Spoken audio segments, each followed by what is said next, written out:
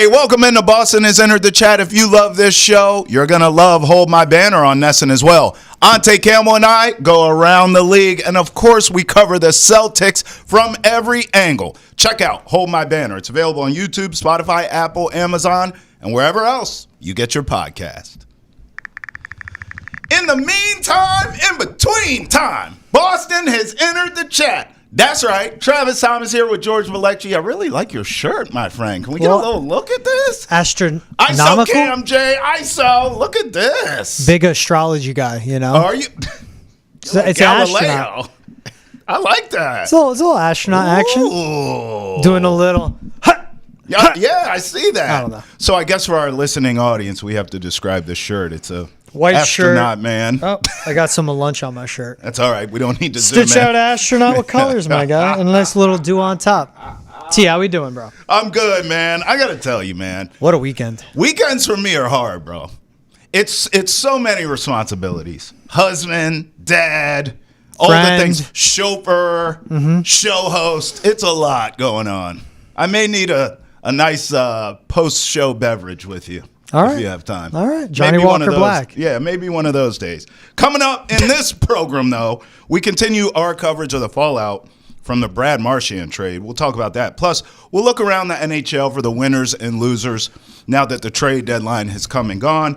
And the Patriots are already losing footing in free agency and the trade market. Yeah. We'll explain that as well. But I always start the show by telling you guys, you know, we're interactive. So we need to hear from you. Email us, thechat@nesn.com. You can also tweet at us using the hashtag NESNChat. And, George, you know where we need to start here is the Brad Marchand trade because, you know, I'm going to bring you into this as we look at it here. So they acquire a conditional second-round pick in 2027 from the Florida Panthers in exchange for Brad Marchand, which we know likely will turn into a first-rounder. You don't know. Well, the stipulations you can't say are which we know likely. 50% of round one and round two in the playoffs. Yeah. That'll turn into a first-rounder. I feel like he's going to do that. But let's talk about the fallout from just trading him, period. Yeah.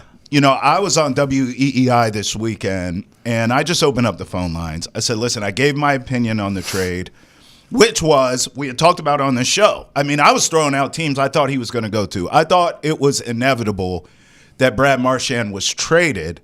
If you remember, I had said the LA Kings out west because they needed offense. He's a veteran. That's going to be a playoff team. Stars would have made sense, a depth piece on the There was wing, a ton of and teams, a contender. Ton of teams, but I thought the Kings made a lot of sense. I had no idea he was going to end up with the Panthers. I don't think any of us did. So it wasn't that he was traded that was shocking to me. I thought business-wise it made sense for the Bruins and for Brad Marchand, quite frankly. But it was where he ended up. So I opened up the phone lines on WEEI this weekend, and I said, I am your sports therapist. Call in, vent, let me know how you feel. I was shocked that, of course, people were upset, the emotion of losing him. I had a couple callers of younger people who were like, literally, I feel like part of my childhood died with this guy now not being a Bruin anymore. Yeah. But I was actually shocked at the sentiment of most people anticipated a move, kind of felt like it was coming, but it was more of the sadness and even the outrage was that he went to the Panthers. People could not get past. Yeah. So you mean Sam Bennett, Kachuk, and Marchand are in the same team? That's also the team that ended your historic season and eliminated you the following year. Yeah. It's not just your rival, it's your big brother you gave him to. That's the tough part. Where are you at with it now? It's still in shock. Like, you're going to look back on Friday, March 7th as a polarizing day in the history of the Boston Bruins. The entire day and all the moves, including the Marchand trade, was needed, in my opinion. Sure. And it's still, rightfully so, for any Bruins fans out there. You hate it. You have every right to hate it. Because you see Brad Marchand now going to a huge rival. You see a captain, homegrown talent, a guy that rose from a third-round pick in 2006 to going top 5 in games played, points, and goals in franchise history. He's your all-time playoff goals leader. Right. First in overtime goals in franchise history as well. Played 16 hard years, literally encapsulating and embracing what this city is all about. Yep. And a guy that embraced the city and the community. A guy that in Charlestown, you go into a coffee shop at 8 a.m., you're going to see him there. Walking through some of the parks, you'll see him playing wiffle ball with his kids. The ice rink in Charlestown, you'll see him waiting just like all the other parents to pick up his kids and embracing that city. This is a guy that was drafted in 2006 in a third rounder, and over the course of 16 years, not just rising to become a captain, but everything that what it means to be a Boston Bruin, Brad Marchand was that. He was a rat, but he was Boston's rat. He was a leader, and he was the Bruins' leader. He won a cup. He helped lead the Bruins to 2 more appearances as well. But to trade him to the Panthers, Don Sweeney and the Bruins did what they had to do. This entire trade deadline was needed. They hit the hardest reset possible. Yeah, they did. Where they gave up, I looked at the ages real quick. Thank gosh, I have it right here. They gave up 36-year-old Brad Marchand, 32-year-old Charlie Coyle, 28-year-old Brandon Carlo, 27-year-old Justin Brazeau, and 26-year-old Trent Frederick. And Mark McLaughlin in there was younger prospect. The guys they brought in, no one's older than 25. But with Brad Marchand, this is a guy that's played 16 years, and the way he's played, being undersized but being an absolute mother effer between the boards, has taken a toll on his body. And this is a guy we've seen in the past 3 off seasons go through hip surgery, and this last off season, elbow, groin, abdominal. And this is all tied to a draft pick that is conditional. If he plays a certain amount, it goes from a second to a first.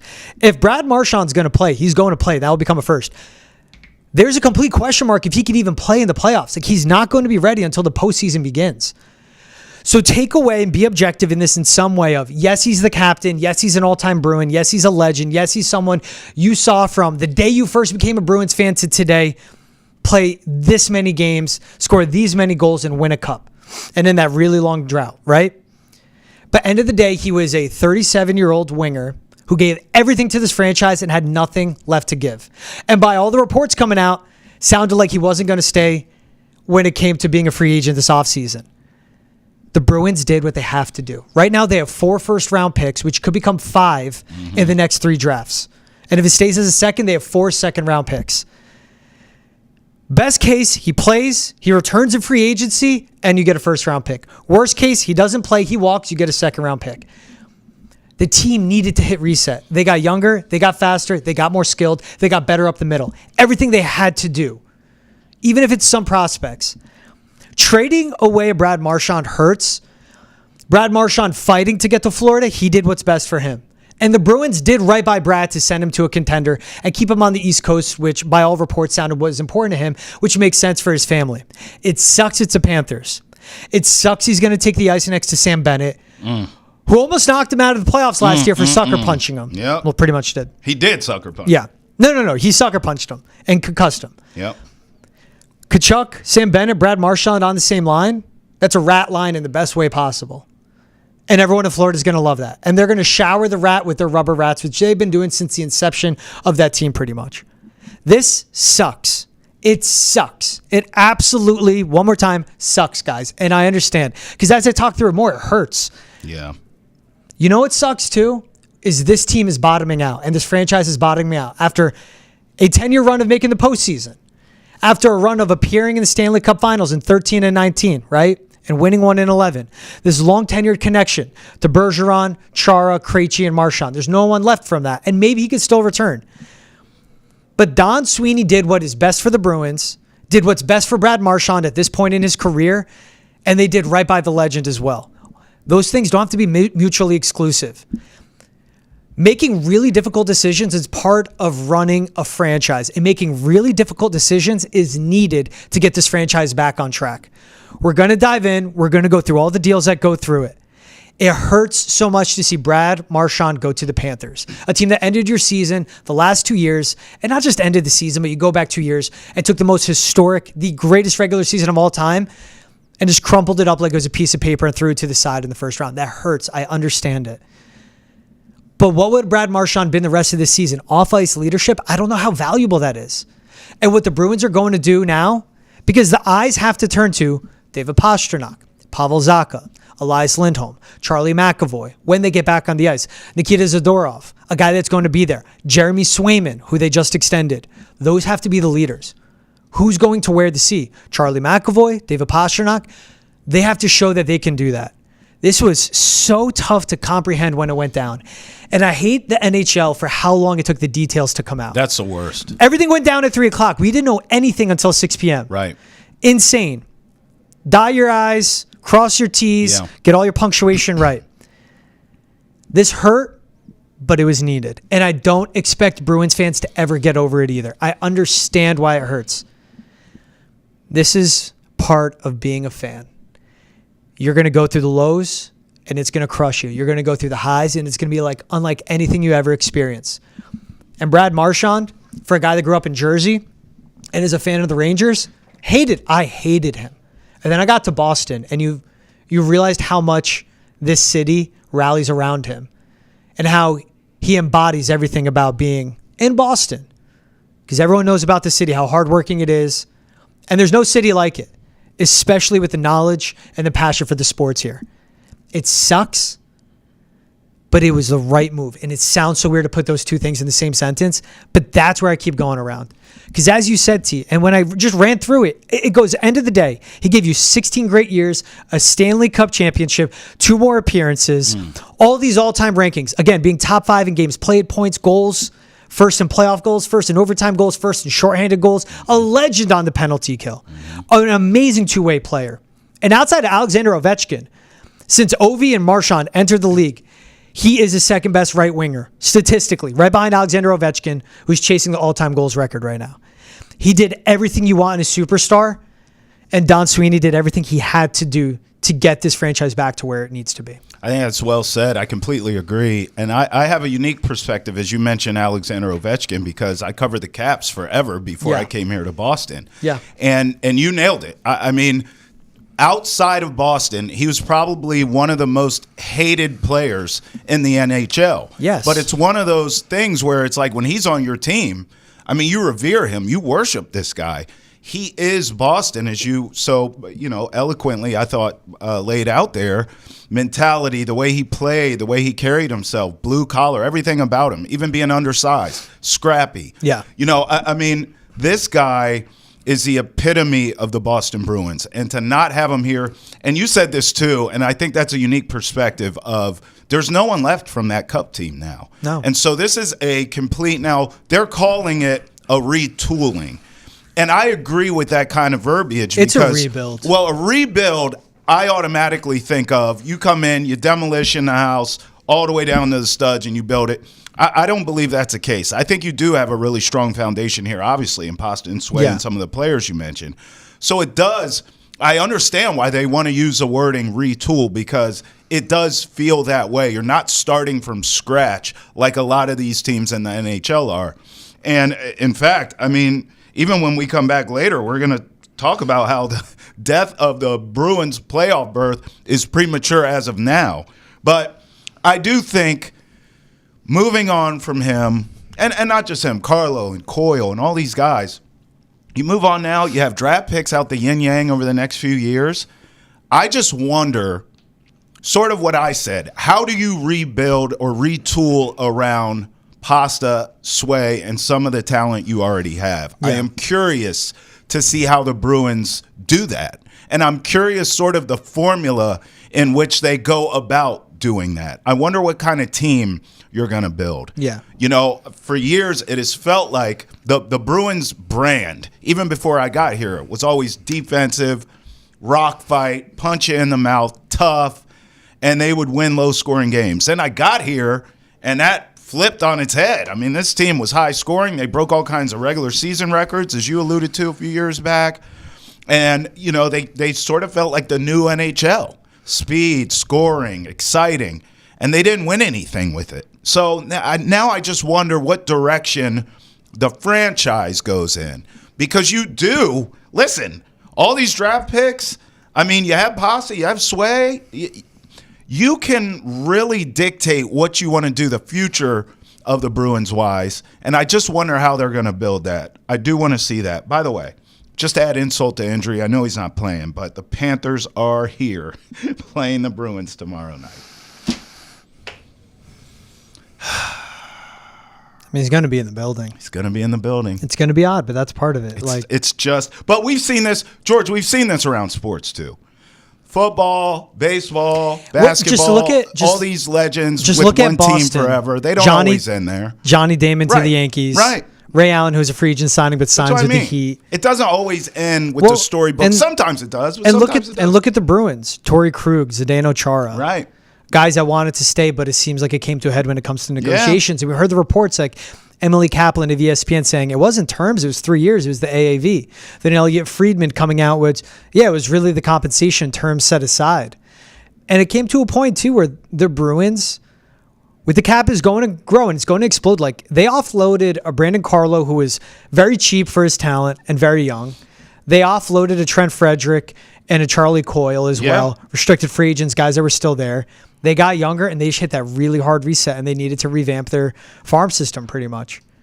And it came down to it it sounded like stuff was getting tense. Marchand reportedly had a face-to-face with Bruins management, and he basically said Florida. Like he had his 8-team no trade. He wanted to stay on the East Coast. He wanted for his family. And when Don Sweeney was asked point blank period, can he return? He said, the door is open. We'll hear from Brad. Kind of putting it balls in Brad's court of does he want to accept how much we're to pay? And so Bruins getting realistic. Again, this is a guy that is done. It's a question mark if he's even going to play for the Panthers this postseason. And the Bruins got a second-round pick out of that. It's 16 great years. In reality, 37-year-old with 5 major surgeries the last 2 off seasons. And now a question of if he's even going to play this year. And you got a second-round pick instead of, like Chara and Krug and Jake DeBrusk, letting him walk away for free. No doubt. Well, we want to hear from you. Tweet at us using the hashtag NESN Chat. You can also email us at chat@nesn.com. Your thoughts on the Brad Marchand trade and the new look Bees. By the way, we'll go around the league and talk about winners and losers post-trade deadline now in hockey. But what's the Bruins' plans exactly after this huge NHL trade deadline that just came and went? Well, we check in with some of the NHL's greatest to help us find the answer on NESN's The Hockey Hub podcast. Hear from current and former Bruins weekly, as well as the latest going on around the hockey world. You can find it on YouTube, Spotify, Apple, Amazon, and wherever else you get your podcast. All right, so before we talk about some of these other teams. So many trades to go through for the Bruins still. I know. Not even NHL has had Bruins. Well, I'll tell you what. I mean, I looked at that shutout win over the Lightning on Saturday. Yeah. With the new look Bees, and I thought people just writing off. I told you. No. Calling the radio show, be like, oh, season's over. It's over. You traded everyone. Hey. It's over. I'm looking right now as we talk. I'm not convinced it's over, George. Let's have this debate. Because I'm looking at this wild card race. Now, I understand we're all upset. Prisoners of the moment. Oh, the season's over. They're not far out, George. Couple points back right now from that last wild card Who's spot. in that final spot? Well, the Columbus Blue Jackets. Okay, then who's ahead of the Bruins? You say a couple points out. They're not the only team. There's a couple teams. Who's there? There's a couple teams in front of them. Come on. Let's All right, so right now, the last 2 wild card spots as of now. Yeah. As of the taping of this podcast. Yes. Sens, whose best player was just crying that they traded his friend away. Just saying. So things could go south. I'll go on. I'll go on. Blue Jackets, who I don't trust. Rangers. Red Wings. Those are real contenders. All ahead of them. No hate. Canadians, I don't believe, and then Bruins right there. So it's like a cluster of teams, but the Bruins are in that cluster, George. Yeah, with the top 6 of Morgan Geekie, Pavel Zacha, David Pastrnak, Cole Koepke, Casey Mittelstadt, and Vinny Lettieri. Nothing against Zacha, Pasta, Mittelstadt, and Geekie, but that's your top 6. And their bottom 6, they got worse. And they got prospects, and their defense is still banged up. And they're still making the mistakes. Yes, they had that dead cat bounce game, right? Sure. Trade everyone, wake everyone up, let's go out and play, let's have some fun. They were dialed in. But that's also a team when you saw them in the off. Keep in mind too, it was a 1-0 game until late. Like Nikita Zadorov with an empty netter, and then by the time it's 3-0 after that, then they tack on one more. It's 4-0. It was really like a 2-0 game. Sure. But you still see them in the offensive zone, like figuring out chemistry, figuring out spacing. These moves are done to move past this season and look ahead. And very well, when we get into the offseason, I mentioned they have 4 firsts, which could become 5. Yeah. Those picks can be flipped into real deal guys. It doesn't have to stay draft picks. It was cool to see them do that against the Lightning. First time the Lightning have been shut out at home since 2023. They played well. Playoff team, You George. saw guys score you weren't expecting. And the Lightning are a playoff team. They are. But the reality of the conversations around this team is you don't do that. You don't blow it up like that unless you are just looking long term. Sure. Have the conversation short term. That's fine. And if they get in, great. That is such important experience for the Larais, the Patras, the Elias Lindholms, for these guys that are here right now to experience, again, playoff hockey in Boston. And if it is a John Farinacci or Georgi Merkulov, or maybe if he comes up, I don't know, a Fabian Lysell, if they come up and experience playoff hockey, great. That'd be awesome. That's a win. But this is a team that you're looking down the road now. Well, so I watched that 4-0 win. It's nice, but it's...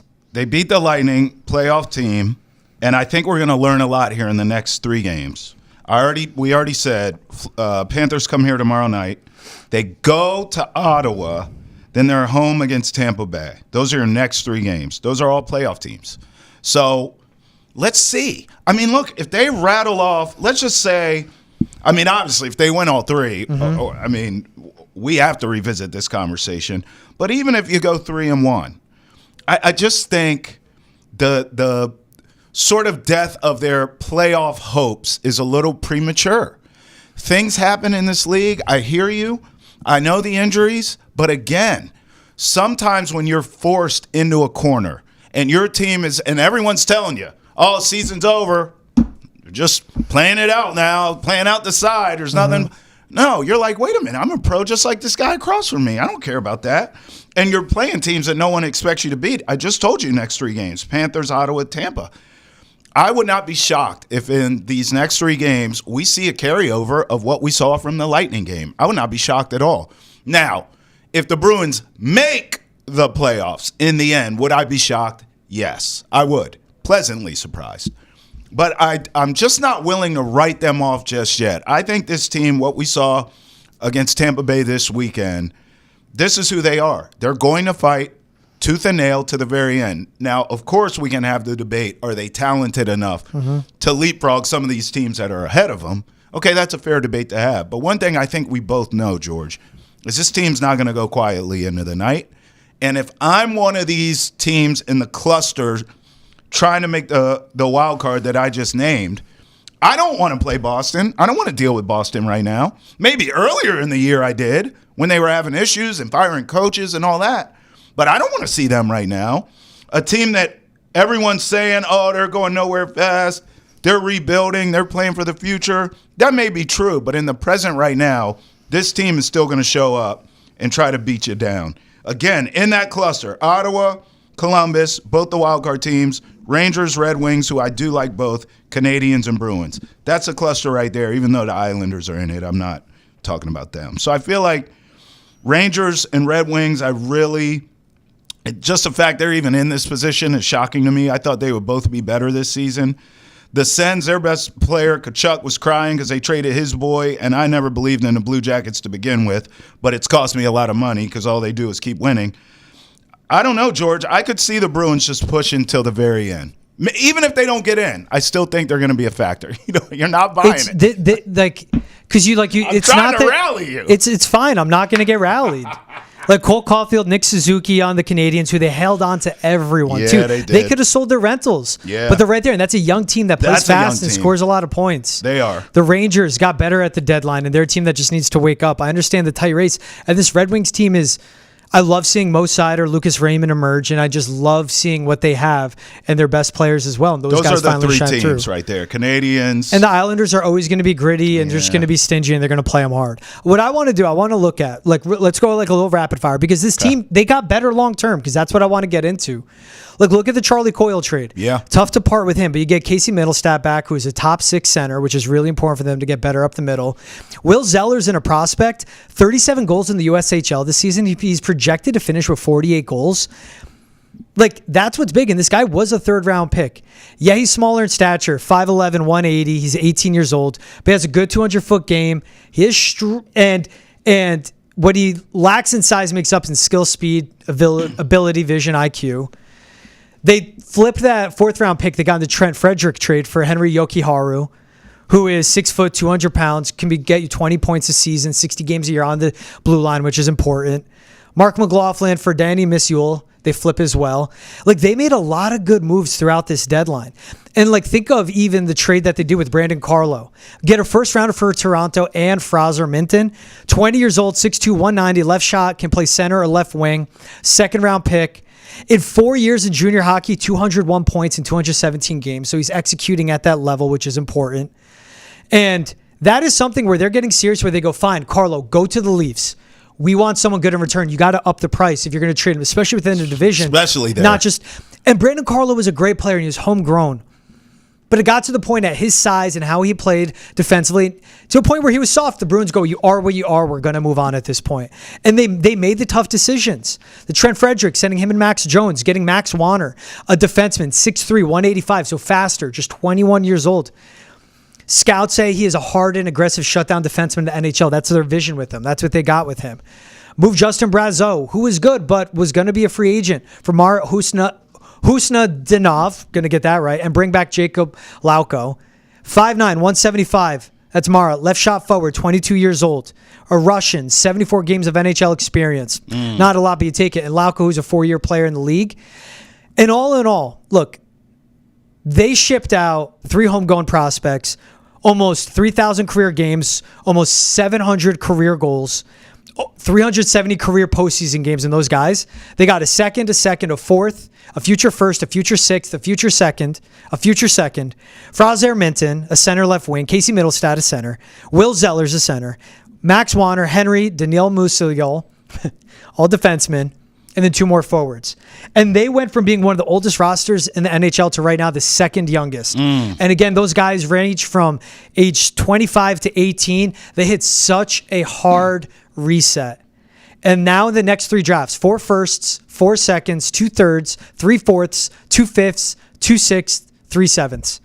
That's a team going into a rebuild. They hit the reset button really hard. And with the increased cap space, they have free agency, and they can revamp their entire farm system. What do you think about the youth movement for the Bees? Tweet at us using the hashtag NESN or email the chat at NESN.com. Who are some other winners and losers from around the league now that the trade deadline is come and gone? Give me a couple winners you like. Biggest winner for me is the Stars. Yeah. You go back-to-back Western Conference final losses, and you end up fleecing the Canes for Mikko Rantanen, and they're my loser in this. Rantanen the season, 64 points in 49 games for the Avs, spent 13 games with the Canes, gets traded to Dallas 6 weeks after they traded for him before the deadline, and he inks an 8-year, $96 million contract with the Stars. Yeah, he didn't want to stay in Carolina. They offered him money. He was like, I'm out. And this is apparently the same deal he said no to for Colorado. Right. But you land with the Stars team that's really good, second place, ahead of the Avs now, and look at their top 4 lines. Or top 3, really. Combined points, including Rantanen in this. 189 points on their first line, 149 on their second line, 132 points combined on their third line on the season. It's a lot of depth scoring. The Stars won. Like, they're right there. They're right there. And again, they made the push. Credit to their GM. They have guys they got to pay.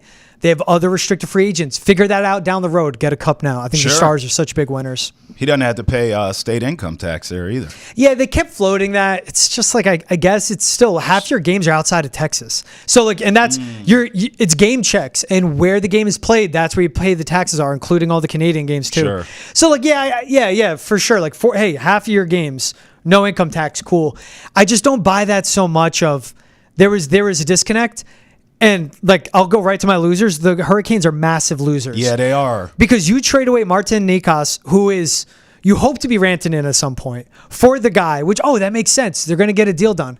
And then you trade him and you only get prospects and draft picks in return. Sure. It's like, and again, the Hurricanes were always a contender, always on the cusp in the East. Never got over the hump. They tried it with Gensel. Didn't work. They tried with Mikko Rantanen. And then they traded him. Before you trade for Mikko Rantanen, you have to have, an extension and agreement, or you have him in your building for 6 weeks and you can't come to an agreement. Right. The Hurricanes, such big losers in all this. Listen, I agree with you on the Canes. I had the Kings as a loser, and the whole reason why is because I had Brad Marchand going there. But the reason why I thought the Kings was a good fit is because they need offense and they need some leadership. Defensively, I mean, they're ranked in the top 5 in the league, but they're in the bottom half offensively. So I thought they just need some guys who can put the puck on the net and put it in the net once the playoffs come around. They did not get that at the deadline. I thought they messed up. Winner, Brad Marchand, honestly. I mean, I know we're all heartbroken. And I'm sure there's a big part of him that's like, damn, I'm not a Boston Bruin anymore. But what a situation for him. I mean, he didn't want to go out west, so that's why my Kings trade didn't work. He wanted to stay on the East Coast, and he goes to the Panthers. He has a chance to get a Stanley Cup, another cup in his career this season. I thought the Avalanche, too.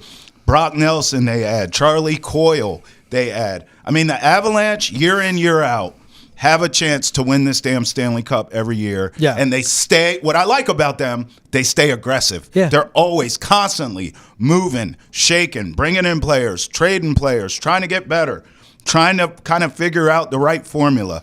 The Avalanche, I'm considering putting some money on them to win the Stanley Cup. Yeah, so. They make those right moves. They also they draft their guys and they shine through and become something, Right. Just think of McCarr, 2021 pick, and just start there and Exactly. the conversation. But when you hit on the draft, you can make these moves. And with Casey Mittelstadt for Charlie Coyle, they got older, but better 200-foot game, Yes. better on the penalty kill, better in the dot. Where the Bruins got better where they needed it, speed and scoring. Hey, by the way, March Madness has already begun. George and I will explain in 30 seconds. But first, if you want the latest on the Patriots and the NFL, Drake May needs help. You know it, and we know it. So we discuss how he can get it on NESN's football podcast, Foxborough Rush. It's available on YouTube, Spotify, Apple, Amazon, and wherever else podcasts are found. I love that show, George. I feel like we just yell at each other on there. Like we do on here. One thing we could do is yell at each other. All right, let's do what's trending. You know what it is. Top 3 stories in sports, 3 minutes on the timer for each. How about this? Mike Trout. Remember him? Plans on playing in next year's World Baseball Classic. George, your thoughts on our old buddy Mike Trout? It's what you want. I want him playing baseball. That's great. Good for him. I want to see him in the playoffs. Is he going to be healthy? I don't know. Ever? And also, in his life? He could be the DH. He's still in a good hitter, but World Baseball Classic, it's all about beating Japan. And does Trout still have that top of his game? Last time we saw him, it was him against Shohei Ohtani. Yeah, I know. He's clutching that. He's clutch. And then he went down swinging, and that's how you want the World Baseball Classic to go. So I just see this. It's dude, play. And it's also you want USA to win. You had 2023, and he's, if asked about it, he's going to answer, yeah, I plan to play if someone brings it up. But no one's brought it up. So I told you my story with Mike Trout. I was out on him when he re-signed with the Angels for all the money in the world. I get it. And I'm sure people are like, well, you would do the same. No, the hell I wouldn't. I would have taken less money if that's what it took. The Phillies at the time were begging him, come back home. He's from the area. The Phillies are kick butt. Come back home, play with us. We'll give you what we can. Bryce was like, I'll restructure, whatever we got to do. Mm-hmm. Nope, I'm going to stay here for all this money. Again, I understand some of it. SoCal, he's not a guy that likes the spotlight. So where he plays, it ain't the Dodgers. No one's talking about the damn Angels, especially now that Shohei Ohtani's gone. Yeah. So I just think he wants to lay low, live in SoCal, and have all the money. Fine. I do get it, but you're never going to win, and you're never going to be as relevant as you should be. You're one of the greatest players of all time, talent-wise, but your accolades will never measure up to that. Yeah. A, you can't stay healthy, and B, you made that decision to stay there. Mm-hmm. I just thought that was such a big mistake, and look at the Phillies now. Mm-hmm. What I do like about Trout, though, even with the injuries, he's willing to play other positions. Hopefully, it can make him a little healthier. We'll see. In the World Baseball Classic, you said it. I mean, dude was nails. He was healthy. You know what it was? It was a tease because it's when he's healthy, when he's dialed in, he's a winning player. We saw it in the World Baseball Classic. He can win. He can be clutch. And that was 2023. This will be 2026. 3 years later for a guy that's always injured, that's always a lot. Hurt. Yeah. And it gets to the point, too, of what if it is a Roman Anthony or Christian Campbell, just purely thinking of Sox prospects, right? That are lighting it up. Right. And could be a piece in the outfield, and someone from the outfield goes to the DH for the world. It's who are you taking that spot from? Because still, that there'll be the big names from USA, like a Gunnar Henderson, right? A Adley Rutschman that'll be on the roster. The leaders in need. A Bryce Harper should definitely be on that World Baseball Classic roster. Yeah. So it's all right. Cool, Mike Trout's up for it, but who would you pick him over if you're going to put him there? You see the reports of Bryce Harper saying he'll play anywhere you need him to, too, position-wise? Of course. All these stars willing to do whatever it takes. Yeah. You notice that? Yep. Interesting. Shots fired. Angel Reese makes it very clear WNBA players are prepared to go on strike if they fail to reach an agreement in the upcoming CBA negotiations. Now, I'm not going to lie. Here's a quote. If y'all don't give us what we want, we sitting out. Now, I'm not going to lie. This was confusing to me, not in her stance, but in what's the problem? Pay these ladies. Yep, that's why they're sitting out. This shouldn't even be contentious to begin with. Yeah. You know, like it should be automatic. Yeah. Like certain things should just be based on merit, and it should be common sense. The league evaluation has never been higher. They've never sold more tickets. There's never been more interest in the league. Caitlin Clark effect is real. We talk about that all the time, her effect on the game and what she's bringing. She's not going anywhere. It just, and by the way, you have more stars coming in. Juju's going to be here. Paige is going to be here in the WNBA. Mm-hmm. What are we doing? Pay these ladies. I just don't understand why this is an issue. And her saying this, I agree with her. I think we all should collectively agree with her. But it's like, I just don't even understand why it's already here. Mm-hmm. This deal should be as easy as just signing pen to paper and getting it over with, George. Yeah. I just love that she's coming out and saying it. I think it's important for a player as young as her, but as big of a name in the league as her. Right. And one of the reasons now that the players have this leverage of they can put their foot down and say, we're not playing. And it's because of the Angel Reeses. It's because of the Caitlin Clarks, the Asia Wilsons, the Enrique Ogunbowales as well, who's the head of the Players Association, where they're going to them and going, look at the ratings, look at the sellout arenas, look at all these numbers we're doing where we're blowing everything away, where we just had the highest rated WNBA finals of all time. And look at the numbers that players like Angel Reese, Caitlin Clark are helping usher into this league. Mm-hmm. And they're going, as you guys make more money and a massive TV rights deal is coming down, we're the reason that happened. And in a way of like, all the success the WNBA players have had is in spite of that league. They still don't know how to market them. They still don't know how to just do right by them from a PR standpoint. They still don't do right by them by transportation, by facilities, because that's what's big for them too. The league's making more money. Cool. Pay us accordingly. Pay us so we don't have to go to Europe and Russia and play pro over there all season so we can rest our bodies and give a better product. But also, don't just pay us, treat us better. We want our own facilities. We don't want to share it with a college or a G League team or an NBA team. We want our own facilities. When it comes to travel, we want safe travel. They needed Caitlin Clark to come in to change what travel is like for the league. They needed a rookie to come in. It's all fair. I love that she's coming out and stating this. Yes. I love that she's young and a face of the league and doing this too. Yeah. It is a leadership that they're getting from every step. The vets like Ogunbowale and the second-year players to be like an Angel Reese. Yeah. The WNBA grows and the players want growth to be treated the right way, which is right. So fair. Yeah. It's like, duh, just get the deal done. That's all I'm saying. I don't understand it. All right, March Madness is almost here officially, but we do have 3 teams now, 3 men's basketball programs that have clinched their first ever tournament bids. High Point, Omaha, and SIUE, question mark? What the hell is SIUE? Southern Illinois University of Edwardsville. What? SIUE. Say it again. Southern Illinois University of Indiana, Edwardsville. Lord have mercy. That's the beauty of March, man. Sweet. SIU, it's the who? The what? The huh? Exactly. Winning the Ohio Valley. It's Nebraska Omaha. Like what? Omaha. Wait, so there's a college called Nebraska Omaha? Yeah, and they got a pretty cool logo. Omaha. They won the Summit League. The way, I want to talk about real quick. Okay. Good for Nebraska Omaha. Congrats. One of the semis made to the championship game. You know how they punched their ticket without winning the conference tournament, though? How? Is because St. Thomas, who they're meeting in the finals, is ineligible to get into March Madness because they made the transition from D2 to D1. Oh, come on. The NCAA with their stupid rules. Oh, you want to come up and be another team and grow the sport, have more D1 programs, and grow your university? Guess what? You can't go to the big dance in year 1. Yeah, we're going to punish you for You're being doing good. everything right. Right. You're doing all the right things. You did everything exactly where you're supposed to be. Come on. Oh, come here. Come on. No tournament for you. Slap on the wrist. The NCAA is so stupid. Good for Nebraska Omaha. They got a top 100 offense, according to Ken Palm. I can't wait to see them in the tournament. Man. The NCAA is stupid. And then High Point, they won the Big South.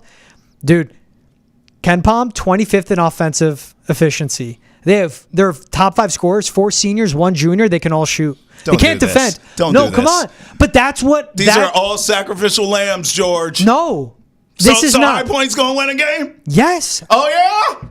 Would you like to bet? Has a 16 seed ever beat a 1 seed in the history of the tournament? Oh, yeah, okay. It's happened. Has Yale ever pulled off an upset over Auburn? Cool. That happened this past tournament. If you didn't know. Okay, awesome.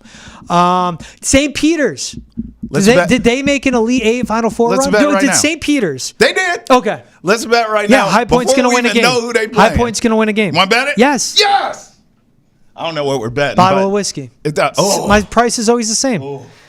If High Point wins a game, you're getting me a nice bottle of Japanese whiskey. Man. It's not expensive. You don't need nice whiskey to be expensive. I'll send you the brand. It's not the expense. It's the aftermath I'm concerned No, about. I like Japanese. It's like a Bud Light of beer. Woo. It's a light beer. It's a light whiskey. Yeah. You drink it, you're like, oh. All right. It's nice. Listen, I'm happy for all these teams. I'm going to go ahead and talk my trash here. Oh, my God. High Point, Suey, Omaha. Congratulations. You're about to get your arse kicked. Okay? That's how that's going to go. The same guy that saw the Bruins sell everyone and go, I'm still giving them a chance. They still got a puncher's chance. You will not give Cinderella a chance to try on the slipper. I can't stand Cinderella. I like the favorites. I love March Madness. I love an upset here or there, but I don't want to see any of these damn teams. Like an upset to me They're is going to like, get to maybe the second weekend and then they get squashed. oh, they're not making it Water that far. finds its level. Oh, no. Nah. They getting crushed. Fairleigh Dickinson. Out the gate. Fairleigh Dickinson. Out the gate. FGCU. I don't like them either. Well, Just from all these Cinderellas. that's, you know what we've learned here and what's trending? You hate fun. Well, I hate fun and I hate what's happening to the Patriots too. We'll explain. Stream the entire Red Sox season with a NESN 360 annual plan. It's available at an all-new reduced price of just $20 per month, paid annually. And for a limited time, you get 4 free tickets to Fenway with your purchase. Visit NESN360.com to sign up today. All right, George, I'm in a glass case of emotion. You and I have had a wish list for this Patriots offseason, and it felt like to me this weekend, Yeah, just got ripped to shreds. that was it. Ronnie Stanley off the board. Like, what is going on, George? Who's going to be a left tackle for the Patriots? And don't tell me Will Campbell. I don't want to hear it. Cam Robinson. Oh.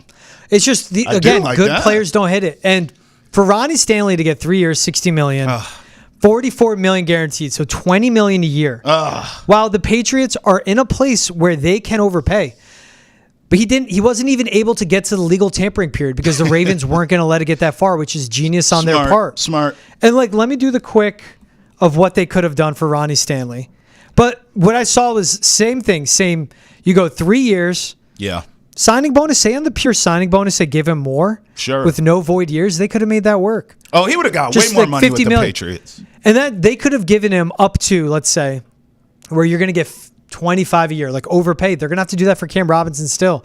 He chose being with a contender over going to a rebuild with the Patriots. Which I get. I understand right? that. He's closer to a Super Bowl. And being in a building where you know what you're getting into every day. Yes. Playing. He looked over and he saw Lamar Jackson and goes, that's the real effing That's deal. right. When Drake May, he's going to be the real deal. He'll be a top 5 quarterback. Ravens are closer. Yes. That's it. It's And that that's simple. where he looked at his morality and he said, at 30, 31 years old, do you want to get paid and then lose? Or do you want to have one more shot at a Super Bowl? And this team does. I was shocked he didn't, though, hit legal tampering to drive up his price. Sure. But he did right by the team. And in a way, like, credit to him. He did what you want your best players to do. Still got paid. Still got $44 million guaranteed. Yeah. Good for him. Yeah. But kept it in a way where the Ravens can still work and sign other guys to help them get over the hump. Yeah, it was devastating to me. The hits kept coming, too. Nick Bolton, I saw re-sign with the Chiefs. Myles Garrett. The Myles Garrett deal's ridiculous with the Browns. Yeah. I mean, highest paid non-quarterback ever, essentially. Look at this. $40 million per year. 4-year, $40 million per year. $123 million guaranteed for Myles Garrett. Remember 5 minutes ago, he was saying how unhappy he was and he wanted to leave and go to a contender for a chance to win a Super Bowl. And then the Browns said, "What'd you say? Hey, there's a Brinks truck outside with your name on it. Just go ahead and knock yourself out." And he said, "You know what? I love Cleveland. I can win here. I'm good here." Funny how money changes things. Yeah. I mean, I guess now as we kind of look at the landscape, available free agents, you mentioned Cam Robinson. There's trade markets out there. There's reports the Seahawks are lowering the price on DK Metcalf. Yeah. I mean, then the latest from him, he wants to play for a contender in a warm weather city. Oh. Chargers, Texans, Buccaneers. Yeah. And the Chargers simply put can afford him, and that's what it keeps coming back to. Yeah. Either the Chargers have to trade for him, or the Seahawks realize there is no trade partner, and they end up cutting him. Well, as we learned from the Myles Garrett situation, I still have DK Metcalf on the radar for the Patriots, and here's why. Because he's seeking a contract extension. Wants to get paid. So here's what you do, Pats. Hey, DK, I mean, during the summer and the fall, New England is one of the most beautiful places you will ever see. So what we're going to do is you can enjoy the warm weather while it's here seasonally, but we'll give you all the money in the world, okay? Will that help maybe change your decision on the warm weather nonsense and all the bad mouthing you've been doing about New England as an area? Will that help if we give you a big old new contract and guaranteed money? You're good with that? Okay, great. So DK's still on my radar. What about you? 1,000%, especially if the price is coming down for the trade to a second, absolutely. where it gets realistic. Where the Patriots could still be in the realm of a trade back, get more seconds and all that. Like Ronnie Stanley getting extended, if they don't get Cam Robinson, it changes a lot. But think of the simplicity of Geno Smith going to the Raiders, which changes the landscape of Sam Darnold, where, yes, you lost the Raiders. Yeah. But then if the Seahawks sign a Sam Darnold, which actually could make sense. Yeah, it does. It just takes away the reality of maybe Sam Darnold going to a Titans team, right? Yeah. And then you still would have the Titans, Browns, Giants still all being quarterback needy. Yes. And there still is that realm of a Travis Hunter, Abdul Carter could fall to them at 4, or that they can sign a Cam Robinson, trade back, and get a Will Campbell. And they just fortify their offensive line. Look, it's Cam Robinson. People have the question marks. I know there's reports of, culturally, he refused to go in the game for the Jaguars because, they said Walker Little's going to play. That was also him nearing a trade deadline, which eventually sent him to the Minnesota Vikings, where he goes like, all right, you're not going to play me. You're not playing me if you want me to be traded, and I'm not going to risk my long-term possibilities as well getting paid. Sure. He's a 7-year starter at left tackle with 35.5-inch arms. Man. We're talking about arms and arm length and all that. 35.5-inch. Yep. He'll be 30 next season, and he's still good. Yeah, he is. In 6 seasons of 550 or more pass block reps, never has allowed more than 8 sacks. He had a bad year this past year, but when you go from Jacksonville to Minnesota, you're changing schemes, you're changing language. Yep. And it's a lot to be a left tackle and, change where you are and learn just new lingo and how the guy to your right is playing. That's a lot. All right, fine. If Doug Marrone is who he is, you sign a Cam Robinson and then he helps. Absolutely. So that's the thing. Like, go sign. And you know what's going to happen? Cam Robinson I'm calling it now. He's going to get paid more per year than Ronnie Stanley. And that's because that's what the market is. And when you hit free agency, that's how it happens. Yeah. And Patriots fans can't put their arms up because if you're going to pay him more, but you get what you need. That's right. Because he will be a left tackle for the next 2, 3, 4 years. Absolutely. When there's Dan Moore in Pittsburgh, he's okay. Yeah. And I don't want stopgap. So for me, it's Cam Robinson. I agree. It's Darius Slayton, and then off-ball linebacker to get creative a little bit. I want Dre Greenlaw.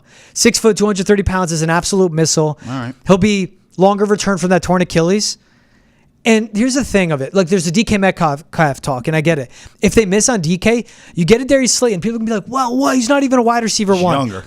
He's a wide receiver 2 on all but like 5 teams in the league at most. Let me ask you this. Are these guys wide receiver 2s around the NFL? Kendrick Bourne, yes or no? Yeah. No. Keyshawn Booty. Fringe. Keyshawn Booty. I would say Bourne's fringe. Okay. No, definitely no. Cool. Demario Douglas. No. Jalen Polk. Hell no. Cool. Javon Baker. Hell no. Cool.